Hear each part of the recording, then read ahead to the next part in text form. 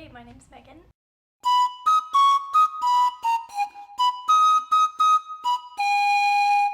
Books have been influencing me since before I was even born. The first book on my list is Ellen Montgomery's Anne of Green Gables, and that's because, and I hope I get this story right, when my mom was pregnant with me, she and my dad couldn't decide on a name. And hope seemed far off, and I was in danger of becoming the generic child with the generic name.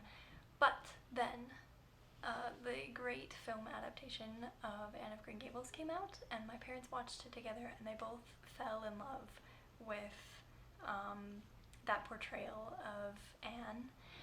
And so they named me Megan, after the actress Megan Follows, who plays Anne in that movie.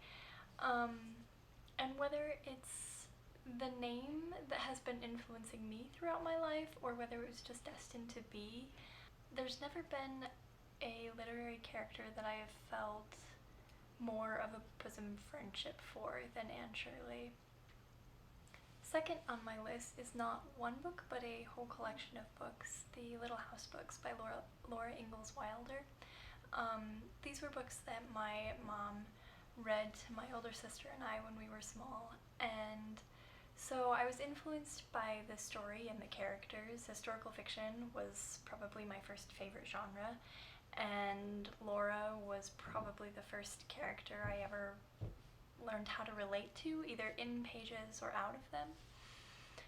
And I also was really influenced by the experience of having these stories read to me by my mom.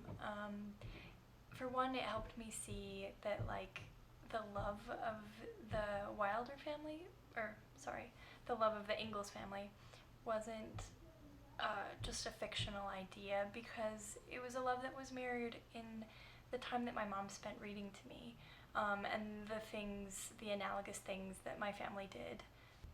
And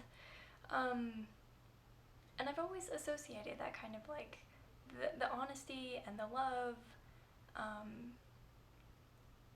that is encapsulated in those stories with the act of reading, which is a really nice thing.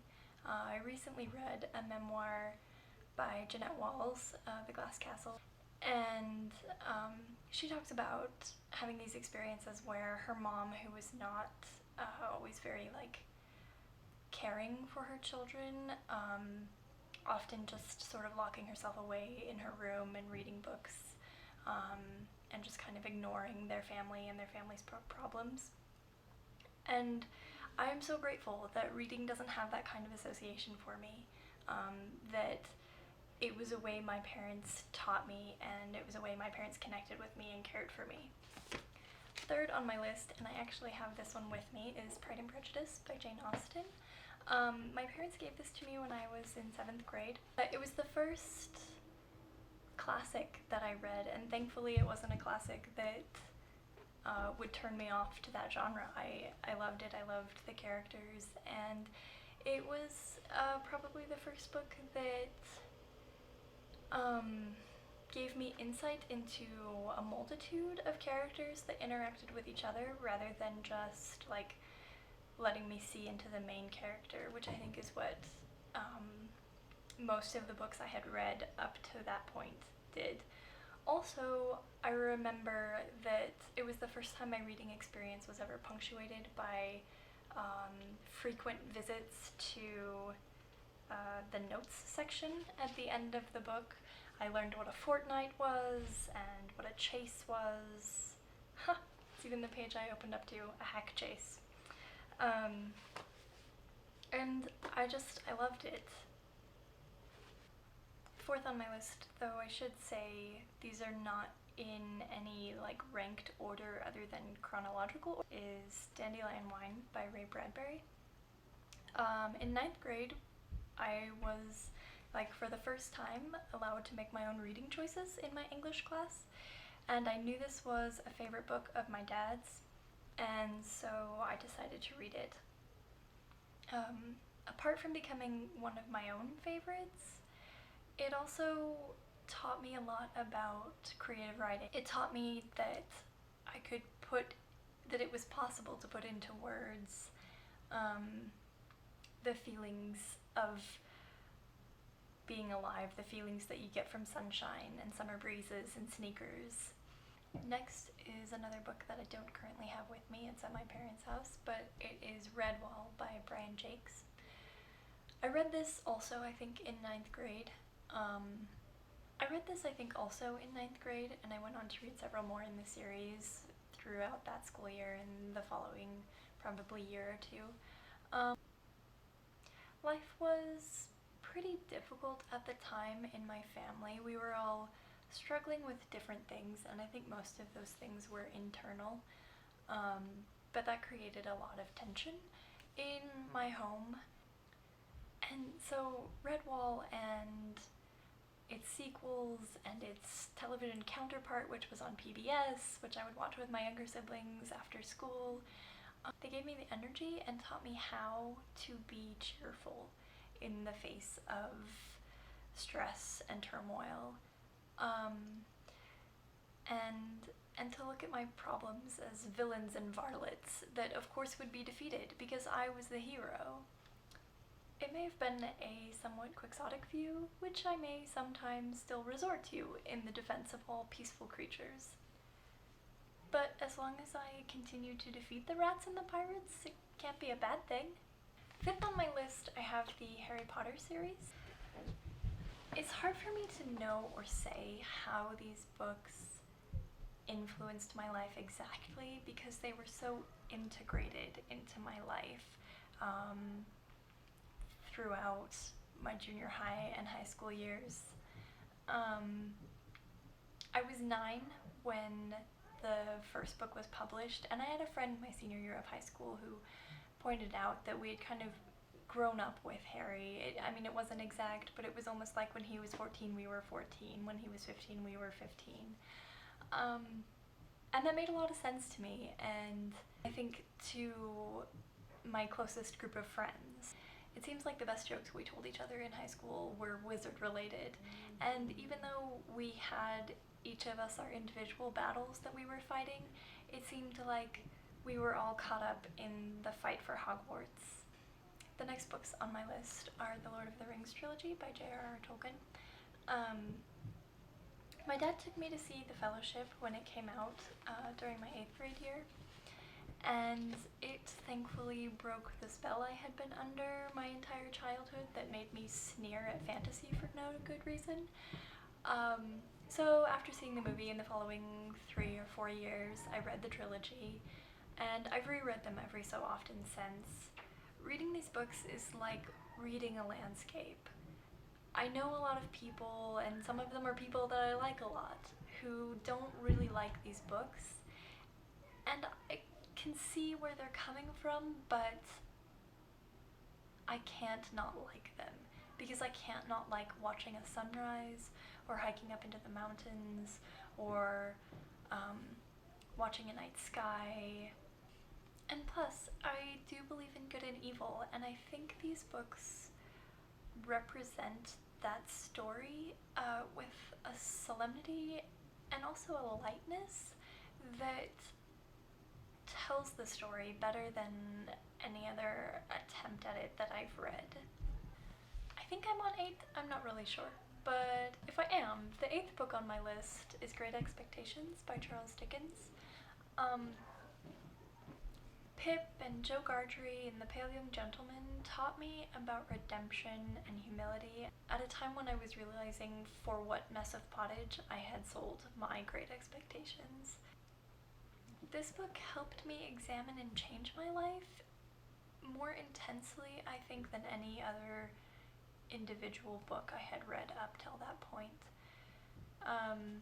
This book reintroduced me to Dickens in a lasting way, so that now he's one of my favorite authors. The penultimate book on my list is a book I don't own. It's called Winter Girls, and I believe it's by Laurie Halse Anderson. It's about a teenager who has anorexia. And I read it at a time when I was beginning to enter that wasteland myself. The book didn't lead me to become anorexic. I was already making choices that were leading me in that direction. It did give me sort of helpful tips, I guess, or unhelpful tips on how to proceed. But I didn't include it on my list for that reason because, like I said, I was already making those choices. I included it on my list because at the time that I read it, I still was somewhat myself. I think my reactions to things like books and movies were still pretty natural to who I am as a person. And I finished reading it and I thought to myself, and I even said to my sister, see, I didn't realize before I read this book that it was such a selfish condition. And by that I don't mean that the main character, whose name I've forgotten, was an inherently selfish person, but that anorexia is a selfish state of mind. Even though probably in most cases, and I think in the case of this book, the person suffering from it never intended to be selfish. Nevertheless, the book was limited by this character's obsessive thoughts about weight and self-hatred and food. And so there wasn't connection with other characters, there weren't adventures, there weren't plans and goals outside of the disease itself. If it hadn't been for some really beautiful writing, the book would have been insufferably boring. In the early stages of my own recovery, I felt pretty rotten when I remembered reading that book and the conversation I had had with my sister.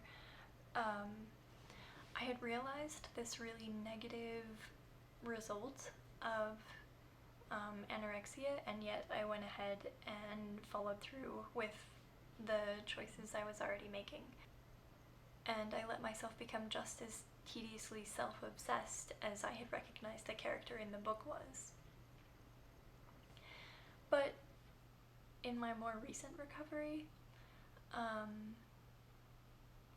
I've found that memory and that reading experience quite helpful, actually, because when I think, hey, yeah, life would be better if I got back into that anorexia racket, I remember that book. I remember that experience. I remember how tough it was to deal with, like, what I felt like was hypocrisy in myself when I was first starting to recover and I was thinking about that book. And it reminds me, no, it's not that great. The benefits of feeling more adequate are not worth the drawbacks of being less human. And lastly, I have another, I guess, sort of set of books for my last influential book. It's the standard works of the Church of Jesus Christ of Latter-day Saints, also known as the Mormons. It includes the King James Version of the Bible, that's the Old Testament and the New Testament, also the Book of Mormon, the Doctrine and Covenants, and the Pearl of Great Price. I grew up with the stories of these books and their language in church every week, and also in my home pretty much daily. And that had a pretty big influence on me, but the effect that I was thinking more about when I made this list was just the influence that they've had on me in the last 5 or 6 years as I've really begun studying these scriptures in my personal life. In general terms, that effect has been sort of a constant encouragement towards greater faith and integrity in my life. And those are my 10 books. I had to leave a lot off. I feel like I might want to do a sort of honorable mention video at some point, but maybe I'll just have to come up with a lot of other, like, top 10 lists and make sure all of my favorite books get on a list somewhere. So, thanks for watching. My roommates are being really loud.